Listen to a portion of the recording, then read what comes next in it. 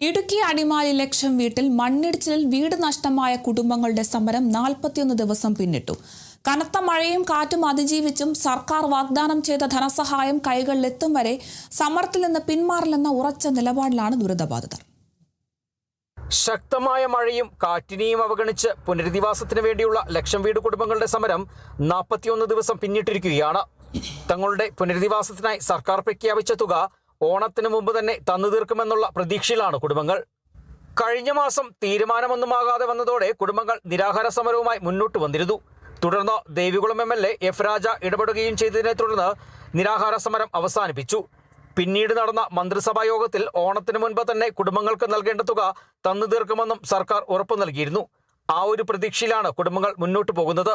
ലഭ്യമായ തുക കൈകളിലെത്താതെ സമരത്തിൽ നിന്നും പിന്മാറുകയില്ലെന്ന് കുടുംബങ്ങൾ ആവശ്യമുയർത്തിയിരുന്നു. ഈ സമരമാണ് കനത്ത മഴയും കാറ്റിനെയും അതിജീവിച്ച് 41 ദിവസം പിന്നിട്ടിരിക്കുന്നത്. Kerala vision news, Idukki.